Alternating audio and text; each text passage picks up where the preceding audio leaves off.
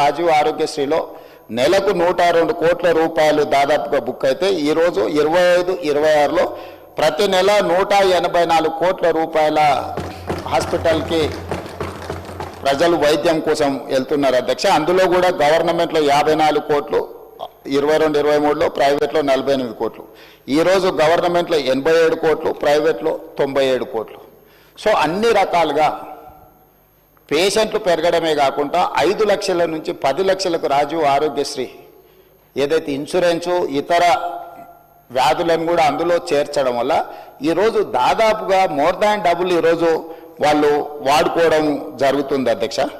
అదేవిధంగా ఈరోజు అంతకుముందు సీఎం రిలీఫ్ ఫండ్ ఒకసారి తీద్దాం అధ్యక్ష. సీఎం రిలీఫ్ ఫండ్ చెక్కులలో జరిగిన అవినీతి వెనకాల ఎవరు పిఏలు ఉన్నారు, ఎవరు ఆఫీసు సిబ్బంది ఉన్నారు, నిన్న మన కేసులు కావడము, ఇవన్నిటిని ఎవరైతే పేద పేరు మీద చెక్కులు తీసుకెళ్ళి ప్రైవేట్ ఖాతాలలో వేసుకొని ఎట్లా సీఎం రిలీఫ్ ఫండ్ను దుర్వినియోగం చేసిండ్రో కేసులు ఉన్నాయి, విచారణ కూడా జరుగుతుంది అధ్యక్ష. కానీ మన ప్రభుత్వం వచ్చిన తర్వాత సీఎం రిలీఫ్ ఫండ్ కానీ రాజీవ్ ఆరోగ్యశ్రీ కానీ ఎమ్మెల్యేలకు ఆన్లైన్లో వెబ్సైట్ ఇచ్చేసి డైరెక్ట్గా ట్రాన్స్పరెంట్గా ఎవరైనా అప్లై చేసుకునే వెసులుబాటు కల్పించి క్లియర్గా ఇస్తున్నాము. మేము ఈరోజు సీఎం రిలీఫ్ ఫండ్ ఈ 27 నెలలలో 2046 కోట్ల రూపాయలు సీఎం రిలీఫ్ ఫండ్ ఇచ్చినాం అధ్యక్ష. 2400 రాజీవ్ ఆరోగ్యశ్రీలో 2040 దాదాపుగా 4500 కోట్ల రూపాయలు ఈ 27 నెలల్లో పేదల వైద్యం కోసము ఈ ప్రభుత్వము సంపూర్ణంగా ప్రయత్నం చేసింది. ఇది సరిపోతుందంటే ఇది సరిపోదు అధ్యక్ష. మేము ఎప్పుడు ఇది సరిపోయింది ఇంకా ఇంతకంటే ఎక్కువ చేయలేమంటలేం. అందుకే ఈరోజు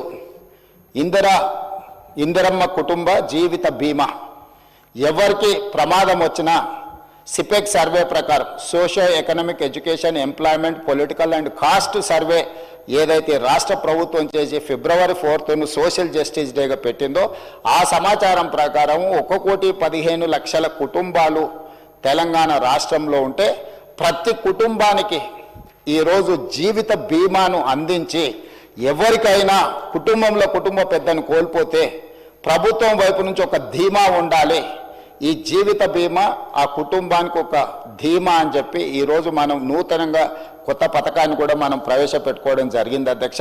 ఈరోజు పేదలను ఆదుకోవడానికి అన్ని రకాల ప్రయత్నాలు చేయడమే కాకుండా ఈరోజు 35 గవర్నమెంట్ కాలేజెస్ ఉన్నాయి అధ్యక్ష. రాజీవ్ ఆరోగ్యశ్రీని భవిష్యత్తులో ఏవైతే టీచింగ్ కాలేజెస్ ఉన్నాయో, ఇక్కడ చాలామంది కాలేజీల యజమానులు ఉన్నారు, private medical colleges nursing colleges నడిపేవాళ్ళు. టీచింగ్ కాలేజెస్కేమో పేషెంట్లు రావటం లేదు, చాలా వాటికి పేషెంట్లు పోయే దగ్గరనేమో ప్రొఫెషనల్స్ లేరు. దీన్ని ఆలోచన చేసి అందుకే దీని మీద వివరంగా ఇంకా చర్చ చేస్తాం. ప్రభుత్వం అన్ని స్థాయిలో మేము ఈరోజు అందరి నుంచి సమాచారం సేకరించినాం.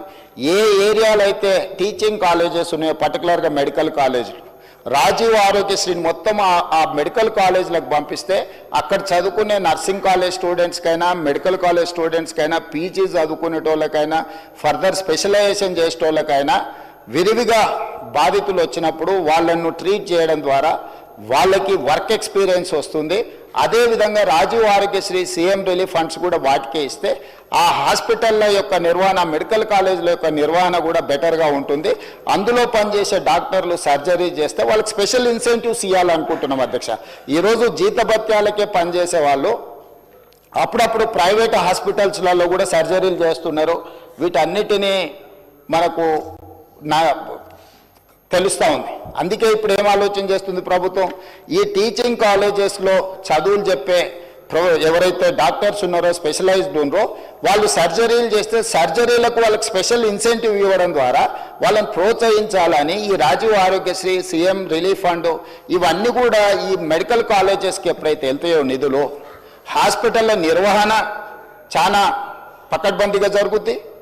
రెండవది అదనంగా పనిచేసే వైద్యులకు అదనపు జీతభత్యాలు వస్తాయి. మూడవది ఈరోజు మనము పెద్ద చదువులు చదువుకున్న డాక్టర్లను హాస్పిటల్లో మేనేజ్మెంట్ కూడా వాళ్ళని చూడమంటున్నాం. సో నర్సులు వచ్చిండ్రా, ఊడ్చే వాళ్ళు వచ్చిండ్రా, తూడ్చే వాళ్ళు వచ్చిండ్రా, మిగతా సిబ్బంది వచ్చిండ్రా లేదా అని పెద్ద డాక్టర్లు సూపరింటెండెంట్స్ చూడాలంటే వాళ్ళు చదువుకున్న చదువుకి వాళ్ళ మైండ్ సెట్కి వాళ్ళ వ్యవహార శైలికి ఇది సూట్ అవ్వడం లేదు. అందుకే ఈరోజు ఈ నిర్వహణ మొత్తం సపరేట్ చేసి దీనికి సపరేట్గా ఒక గ్రూప్ 1 ఆఫీసర్నో లేకపోతే ఒక గ్రూప్ 2 ఆఫీసర్నో ఇతర సిబ్బందిని బట్టి ఈ సిబ్బంది యొక్క నిర్వహణ బాధ్యత మొత్తం ఒక వింగ్ అప్పచెప్పి పేషెంట్లకు ట్రీట్మెంట్ చేసే బాధ్యతను కంప్లీట్గా ప్రొఫెషనల్గా డాక్టర్లతో చేయించాలనుకుంటున్నాం. ఇప్పటి వరకు మొత్తం పేషెంట్లను చూడడమే కాకుండా హాస్పిటల్ వ్యవస్థను నిర్వహించే బాధ్యత కూడా సూపరింటెండెంట్ మీదనే ఉంటుంది. దాంతో అతను నర్సు వచ్చిందా, లేకపోతే ఊడ్చేవాడు వచ్చిందా, సిబ్బంది వచ్చిందా రాలేదా, వాచ్మెన్ వచ్చిందా లేదా, బయట పార్కింగ్ ఎవరు చూస్తున్నారు, లేకపోతే క్యాంటీన్లో ఏముంది ఏం లేదు అతను చూడలేడు. అతని టెంపర్మెంట్కి అది సూట్ అవ్వదు. రెండోది అతను క్వాలిటీగా కూడా పనిచేయలేడు. అతను లోపల సర్జరీ చేయాలన్నా, వచ్చిన పేషెంట్లను చూడాలన్నా, ఇన్ పేషెంట్లను చూడాలన్నా, అవుట్ పేషెంట్లను చూడాలన్నా ఈ సమస్యలు ఉన్నాయి. కాబట్టి మన ప్రభుత్వం దీన్ని కూడా ఆలోచన చేసి ఈరోజు ఈ 2 పనులను రెండింటిని సపరేట్గా ఈరోజు మనము డీల్ చేయాలనుకుంటున్నాం అధ్యక్ష. 3వ పాయింట్, కొన్ని వేల మంది తెలంగాణ నుంచి ఇతర దేశాలలో డాక్టర్లుగా ఈరోజు పనిచేస్తున్నారు.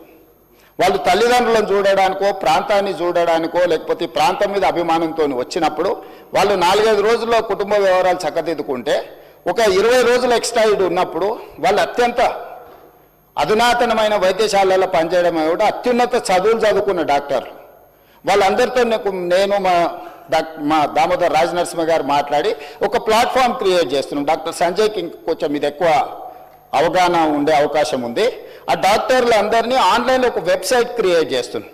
వాళ్ళు ఎప్పుడు మన ప్రాంతానికి వస్తున్నారు, ఏ టైంలో వాళ్ళు ఈ స్పెషల్ డిసీజెస్ కానీ, సర్జరీలు కానీ, లేకపోతే మెడికల్ కాలేజీలకు వెళ్ళి చదువులు చెప్పడానికి సమయం ఇండికేట్ చేస్తే ఆ టైంలో వాళ్ళని ఆయా హాస్పిటల్స్లలో వాళ్ళ సేవలను వినియోగించుకోవాలని చెప్పి ఈరోజు వాళ్ళందరితో చర్చ చేసినాం.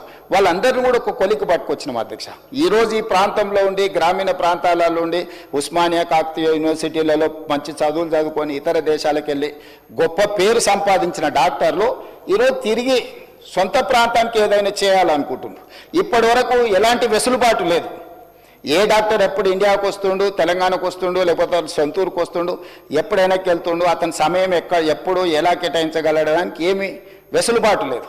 అందుకే మన ప్రభుత్వం ఈరోజు స్పష్టంగా వాళ్ళతో చర్చించి మనం ఈరోజు ఒక ప్రత్యేకంగా ఒక website medical and health department నుంచి క్రియేట్ చేసి ఏ డాక్టర్ ఏ నెలలో ఏ సమయంలో మన దగ్గరకు వస్తున్నాడో ఆ సమయంలో అతను వైద్య సేవలు ఏమన్నా అందించాలనుకుంటుండే ఇక్కడ ఉండే పేదలకు ఉచితంగా, అదేవిధంగా ఇక్కడుండే మెడికల్ కాలేజీలలో వెళ్ళి అతని ఎక్స్పీరియన్సు, అతని అనుభవాన్ని పాఠాల కింద ఏ విధంగా చెప్పాలనుకుంటుండో ఈరోజు విదేశాలలో నిపుణులైన డాక్టర్లను తెలంగాణ కూడా వాళ్ళ సేవల్ని వినియోగించుకోవాలనుకుంటుంది. కాబట్టి వాటికి కూడా ఒక ప్రత్యేకమైన ఏర్పాట్లను చేస్తున్నాం అధ్యక్ష. అదేవిధంగా టీమ్స్ ఈరోజు వరంగల్లో కానీ, అల్వాల్లో కానీ, లేకపోతే ఎల్బీ నగర్లో కానీ, సనత్ నగర్లో కానీ, నిమ్స్ కానీ వీటన్నిటిని కూడా స్పెషలైజ్డ్ హాస్పిటల్స్ కింద చేయడమే కాకుండా ఈ CM relief fund, Rajiv Aarogyasri, LOC ఈరోజు ఇప్పుడు ముందుగానే మనం లెటర్ ఇవ్వాల్సిన పరిస్థితి. ఇప్పుడు ఓన్లీ నిమ్స్కే ఇస్తున్నాం నాకు తెలిసినంత వరకు. సో ముందస్తుగా ఎవరికైనా ఇబ్బంది వచ్చినప్పుడు వైద్య సహాయం అందించాలి అంటే నిమ్స్కి తప్ప మనం ఎల్ఓసి ఇస్తలేం. ఎందుకంటే ప్రైవేట్ హాస్పిటల్స్కి ఇస్తే మిస్యూజ్ అవుతుందని రకరకాల ఆరోపణలు, ఇవన్నీ కొన్ని సమస్యలు ఉన్నాయి. అందుకోసమని ఈరోజు ఈ హాస్పిటల్స్ని అన్నిటిని కూడా బాగా చేసి రాజీవ్ ఆరోగ్యశ్రీ ద్వారా కానీ, సీఎం రిలీఫ్ ఫండ్ ద్వారా ఏదైతే మనం ఫండ్స్ ప్రైవేట్ హాస్పిటల్స్కి ఇస్తున్నామో ఈ నిధులను కూడా ఈరోజు సనత్ నగర్, అల్వాల్, ఎల్బీ నగర్, అదేవిధంగా ఉస్మానియా యూనివర్సిటీకి ఈరోజు ఎన్నో ఏళ్ళ నుంచి మీకు తెలుసు ఉస్మానియా హాస్పిటల్ 100 సంవత్సరాల పైబడ్డది, ఇంకా అక్కడే ఉంది. దాన్ని ఇతర ప్రాంతాలలో నిర్మించాలంటే రకరకాల వివాదాలు జరిగినాయి. ఉన్న హెరిటేజ్ బిల్డింగ్ను కూడా గత ప్రభుత్వం కూలగొట్టాలనుకొని రకరకాల చర్చలు జరిగినాయి. నేను వివాదాల జోలికి వెళ్ళదలుచుకోలేదు. ఈరోజు గోషమహల్లో 30 ఎకరాలలో 3,000 కోట్ల రూపాయలతో ఉస్మానియా నూతన భవనాన్ని ఈరోజు 2,000 పడకలతో మనం నిర్మించుకునే పనులు మొదలుపెట్టిన పనులు వేగంగా జరుగుతూ ఉన్నాయి. ఈరోజు గాంధీ హాస్పిటల్, వరంగల్ హాస్పిటల్ వీటన్నిటిని కూడా పూర్తి స్థాయిలో నిర్మాణం చేసి ఒక 10,000 పడకల ఆసుపత్రులు ఈరోజు 10,000 పడకలు అదనంగా ఈరోజు వినియోగంలోకి పేదలకు సేవలు అందించడానికి, వైద్యం అందించడానికి అందుబాటులో వస్తున్నాయి.